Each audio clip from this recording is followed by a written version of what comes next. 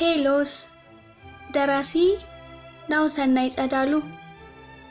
በቀደመው ሜሎሪና ስውር ጥበብ 5 ወጣቶች ከአንድ እናት ማህፀን አልወጡም።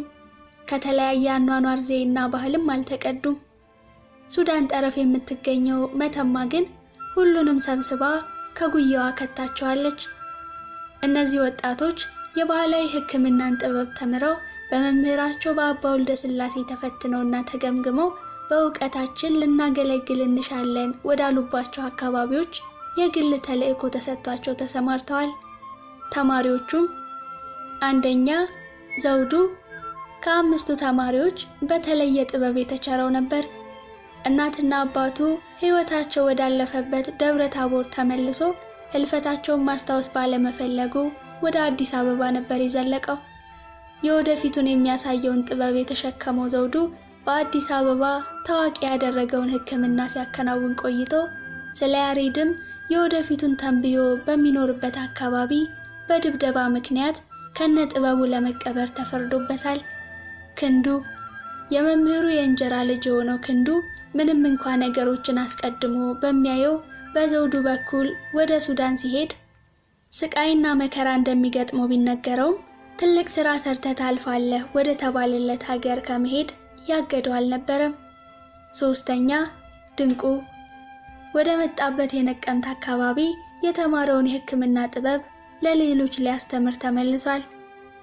አራተኛ ፈለቀ ምንም እንኳን በጠላትነት የፈረጁት ሀብታሙ ገበሬ ካገኙት እንደሚገድሉት ልቦናው ቢያውቀውም ወደ ደሴ ተመልሶ ከዓመታት በፊት የተለያቸውን ቤተሰቦቹን ከመፈለግ አላቀበው።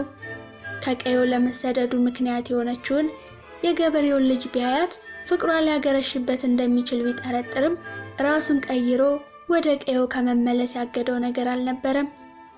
አምስተኛ ያሬድ አባቱ መምሬ በጎንደር የሚገኘውንና ለሌሎች ምስጢር የሆነውን ጥበብ ነግረውታል። አባቱ ሕይወታቸው እንዳለፈ የተነገረውን ጥበብ ለማግኘት ወደ ጎንደር ከዚያ ወደ አዲስ አበባ ቀጥሎ ወደ ተለያዩ ጥንታዊ የባህልና የሃይማኖት ተቋማት ተጉዟል። ለጥበብ ፍለጋ ከገባበትም ጎንደር ሳያውቀው የሕይወቱን አቅጣጫ የሚቀይር አጋጣሚም አግኝቶታል። ወርቄ ከተባለች ልጅ ጋር ፍቅር ቢጤ ጀምሮ ነበር። እግረ መንገዱን የጀመረው ይህ ግንኙነት ግን እግሮቹን ወደ አዲስ አበባ ከማቅናት አልገታቸውም። ያሬድ ጥሏት ወደ አዲስ አበባ ባቀና ጊዜ ወርቄ ትንሹን ያሬድ በማህፀኗ ተሸክማ ነበር። ኮብላዩን ያሬድን ተከትላ አዲስ አበባ ውስጥ ብታስሰውም እሱም ማግኘቱ ሳይሳካላት በማህፀኗ የተሸከመችውን ሕፃን ተገላገለች። ኑሮ ግን ለእሷ እጅግ ከፍታባት ነበርና እዚያው የተከራየችበት ቤት ሕፃኑን ጥላ ኮበለለች። በእናቱ ኩብለላ ሳቢያ ለአሳዳጊ ድርጅት የተሰጠውን ልጅ እነ መስፍን በማደጎ ወስደውታል። ጥቂት ቆይቶም ከጉዲፈቻ አሳዳጊው መስፍን በሲአይኤ የደህንነት ኤጀንቶች ታግቶ ተወስዶ በአሜሪካ ኮሎራዶ ግዛት በኢትዮጵያዊት ሞግዚትና የሳይኮሎጂ ምሁር በጥብቅ እንዲያድግ ተደርጓል። በሲአይኤ የደህንነት ክፍል ለረጅም ጊዜ ሲፈለግ የነበረው መስፍን ከአብራኩ የወጣው ልጅ በእሱ ላይ የተጀመረውን ምርምር ያስቀጥላል ተብሎ ታስቧልና ሲአይኤ የመስፍን የአብራኩ ልጅ የመሰላቸውን ሕፃን በማገት ወደ አሜሪካ ሀገር በመውሰድ በአባቱ መስፍን የተጀመረበት ምርምርና ጥናት በእሱም እንዲቀጥል ታቤል የሚል ስም ወጥቶለት ሕፃኑ አሜሪካ ማደግ ይጀምራል። ለእናቱ የምርምር ናሙና የተደረገው ታቤል ሲያድግም እሱ ራሱ የዚያ ሞትን ለማስቀረት የሚደረግ ጥናት ቡድን መሪ እንዲሆን ተሹሟል። ያሬድ በመጨረሻም የሕይወቱን ትርጉም ደግሞም ሙሉውን የሜሎሪናን ፍቺ ለማግኘት አሜሪካ ኒውዮርክ ከተማ ተገኝቷል። ከብዙ የሕይወት ሩጫ በኋላ 33 ዓመታት ሙሉ ሲያፈላልገው የነበረውን የሜሎሪና የመጨረሻ ጥቅልል ሊያገኝ የተቃረበ ይመስላል። በአዲስ ዓመትም ኒውዮርክ ከተማ መንትያ ህንፃዎች ላይ ተገኝቶ የማያውቀውን ልጁንና ከ33 ዓመታት በፊት ወደ አዲስ አበባ ያመጡትን ሹፌር ልጅ ተገናኝቷል። ያሬድ 33 ዓመታት የለፋለትን የሜሎሪና ጥቅልል ትርጉምና ፍቺ ያገኝ ይሆን ወይስ ፎቁ ላይ ይሞታል? ሊንዳ በስተመጨረሻ አንዳች የምታውቀው ትልቅ ምስጢር ያለ ይመስል ታቤልን በአማርኛ ቋንቋ ወደ ቤት አሁኑን መሄድ አለብን ብለዋለች። ታቤልስ እንዴት አማርኛ ቋንቋ አወቀ? የቀሪዎቹ የባህል ሕክምና ጥበብ ተማሪዎች ክንዱ በሱዳን፣ ድንቁ በነቀምትና ፈለቀ በወሎ እጣ ፈንታቸው ምን ይሆን? ወርቄስ ልጇን የተከራየችበት ቦታ ጥላ ከሄደች በኋላ የያዘቻቸውን የያሬድ ጥቅልሎች ይዛ ወዴት አመራች? ሕይወት ሁሉን እስክታሳጣ የጨከነችበት ምስኪኑ መስፍንስ በደብረ ዳሞ ገዳም መጨረሻው ምን ሆነ? የሕይወት ዘመን ጥያቄውስ ይመለስለት ይሆን? ሜሎሪና ቴሎስ ቅጽ 2 እንዲህ ይቀጥላል። ቅድመ ታሪክ ሐሙስ ጥቅምት 15 1994 ዓመተ ምህረት እናቴ እናቴ እናቴ መመኪያዬ፣ እናቴ መታፈሪያዬ፣ እናቴ ማረፊያዬ፣ እናቴ ኢትዮጵያዬ፣ እናቴ የሕይወት ትርጉሜ እያለ ታቤል ያለ አንዳች ከልካይ ራሱን ከግድግዳ ጋር እያጋጨ ይንሰቀሰቃል። እዚህ ጠባብ ክፍል ከገባ 45 ቀናት ቢያስቆጥርም እስካሁን ግን ማን እዚህ ጨለማ ውስጥ እንደወረወረው የነገረው የለም። የመጨረሻ ትውስታው ከኮሎራዶ ረጅሙን በረራ አድርጎ ወደ ኒውዮርክ ሲመለስ የተፈጠረውን ክስተት ነበር። 45ቱ ቀናት በሕይወቱ ካሳለፋቸው ቀናት እጅግ የከፉ ነበሩ። በአስተዳደጉ ዘሎ የማይጠግብ እንዳሻው የሚፈነጭ አይነት አይደለም። እንዲያውም ቁጥብ የሚባል አይነት ነው። ይህን ለሚያህል ጊዜ ግን በአንዲት ጠባብና ጨለማ ለዚያውም ላይናታች እንደ ኳስ በምትናጥ ክፍል ውስጥ ለደቂቃዎች እንኳ ቆይቶ አያውቅም። መታጠብ ሲፈልግ ጥግ ባለችው ገንዳ ውስጥ ይታጠባል። የሚበላው ምግብ ወትሮ ብዙም ያለመደው ቢሆንም ዕለት ዕለት እየተቀያየረ በበሩ ስር ይገባለት ነበር። አልፎ አልፎም ቢሆን ከግድግዳ ላይ ባሉት ስክሪኖች ከቀድሞ ስራው ጋር የሚገናኙ ተንቀሳቃሽ ምስሎች ይከፈቱለታል። አንዳንዴ ደግሞ ከበስተጣሪያ ያሉት ብረቶች ተከፍተው የፀሐይ ብርሃን ቁልቁል እንዲያገኝ ይደረጋል። ይሁን እንጂ ከፀሐዩ ሙቀት ባልተናነሰ ንፋሱ ይዞት የሚመጣው ቅዝቃዜ ከባድ ስለነበር ለብርዱ ሲባል ጣሪያዎቹ በቶሎ ይዘጉ ነበር።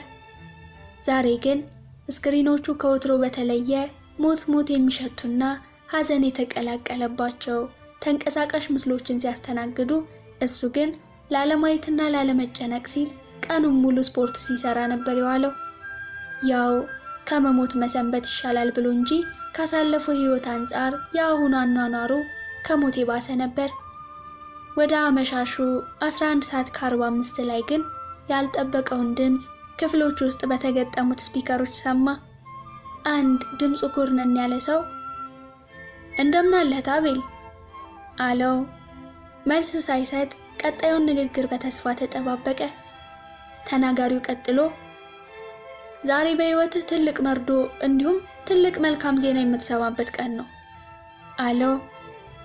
አሁን ታቤል ጆሮ ብቻ ሆነ። ተናጋሪው ግን ትንፋሹ ተቆራረጠና ለሳምንታት ሊናገር የተዘጋጀውን ነገር ለመናገር ተሳነው። ቆይ እንዴት ነው ሞትን ከምድረ ገጽ ለማጥፋት በምርምር ሲተጋ ለነበረው ሰው እናትህ ላትመለስ ሞታለች የሚባለው? እንዴትስ ነው ከልጅነትህ ጀምሮ ስትሰራቸው የነበሩት ስራዎች መና ቀርተዋል የሚባለው? ታቤል መሸከም የማይችላቸው ሁለት ከባባድ መርዶዎች ናቸው። የትኛውስ መልካም ዜና ነው ከዚህ መርዶ በኋላ የሚነገረው? ተናጋሪው ሐሳቡን ገታ አድርጎ ትንፋሹን ሰብሰብ እንዳደረገ በተንቀሳቃሽ ምስል መክሰቻው አንድ ክስተት መታየት ጀመረ። ታቤል የሚሰራበት ፎቅ በአውሮፕላን ሲመታ ያሳያል። ታቤል ግራ ተጋባ። ከተለያዩ ዓለም አቀፍ ብዙሃን መገናኛዎች የተወሰዱ ተንቀሳቃሽ ምስሎች አውሮፕላኖች ወደ ፎቁ ሰርገው ሲገቡና ሲያፈርሳቸው ያሳያሉ። አንዱ አውሮፕላን የገጨው ፎቅ ደግሞ በእሱ ቢሮ ወለላ አካባቢ ነበር። ፍስስ ቅዝዝና ድንዝንዝ ብሎ እንደ ድንጋይ የከበደው ልቡ ቀስ በቀስ በኃይል ድው ድው ድው እያለ ይመታ ጀመር። ውሸትም እውነትም ብሎ ለመቀበል አልደፈረም። ብቻ ግራ ተጋብቷል። ግን ያለ አንዳች ትልቅ ምክንያት እዚች ክፍል ውስጥ እንደማይቆልፍበት ልቦና ያውቀዋል። እናቱ ሊንዳን ሀበሻ ቀሚስ አድርጋ እዚያው የሚያየው ምስል ውስጥ ፎቶዋን እንደተመለከተ የተናጋሪው ድምፅ በማጉያው መሰማት ጀመረ። Your mother has passed away. I'm sorry. እናት አርፋለች፣ አዝናለሁ አለው። ታቤል ራሱን መቆጣጠር አቃተው። ሰማይና ምድሩ ተገለባበጡበት።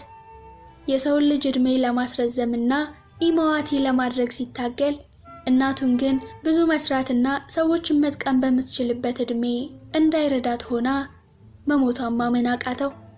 ከተቀመጠበት ተነስቶ ራሱን ከግድግዳውና ከምስል ሰሌዳዎቹ ጋር እያጋጨ ማልቀስ ጀመረ። እናቴ እናቴ እናቴ መመኪያዬ፣ እናቴ መታፈሬ፣ እናቴ ማረፊያዬ፣ እናቴ ኢትዮጵያዬ፣ የህይወት ትርጉሜ፣ ሊንዳዬ። ይጮሃል ይጮሃል፣ ከጎኑ አንድም አይዞህ የሚለው ሰው የለም። ምነው አዛኙ አምላኬ ያልጠገቧትን እናቴን ነጠቀኝሳ። መጮሁን አላቆመም። ይባስ ብሎ በአማርኛና በግዕዝ ቋንቋ ሙሾ ማውረዱን ቀጠለ። አንድም ሰው ቀርቦ ሊያጽናና የሞከረ የለም። የበለጠ ብቸኝነት ተሰማው። ባዶነት ውስጡን ሞላው። ለካስ ሰው የሚሰበሰበው በደስታና በሙላት ጊዜ ኖሯል። ማን ያዘነን ያጽናናል? ማን የተሰበረን ይጠግናል? በካሜራ የሚከታተሉት በአነጋገሩ ግራ ተጋብተዋል። በመጨረሻም ታቤል ራሱን በኃይል መጉዳትና በግድግዳው ላይ የሚገኘውን ስክሪን መሰባበር ሲጀምር ጭምብል ያጠለቁ ሰዎች በአለቃቸው ትዕዛዝ ከበስተጀርባው በሩን ከፍተው ወደ ውስጥ ይገቡ ጀመር። ለአራት እጁንና እግሩን ይዘው ከነበረበት ክፍል ለማውጣት ሲሞክሩ ለያዥ ለገላጋይ አስቸገራቸው። እየተወራገጠባቸውም ቢሆን ተሸክመውት ከክፍሉ ይዘውት በመውጣት ወደ ደረጃው አቀኑ። በዚህ ክፉ መርዶ ምክንያት 45 ቀን ታሽጎ ከነበረበት ክፍል ወጣ። ደረጃውን ወጥተው እንደጨረሱና አንድ በር ጋርም እንደደረሱ እንዳይጮህና ድምፅ እንዳያወጣ አፉ ላይ ጨርቅ አስረው በሩን በኮድ ከከፈቱ በኋላ ወደ ውጭ አስወጡት። ታቤል በሩን እንዳለፈ ባየው ነገር ደግሞ ተጨማሪ ድንጋጤ ውስጥ ገባ። ራሱን ከትልቅ ውቅያኖስ መሃል ባለች መርከብ ላይ ያገኘው። ከውሃ ውጪ ምንም በማይታይበት ውቅያኖስ ላይ ዙሪያውን ከተመለከተ በኋላ ተዝለፍልፎ ወደቀ። ክፍል 1 ይቀጥላል።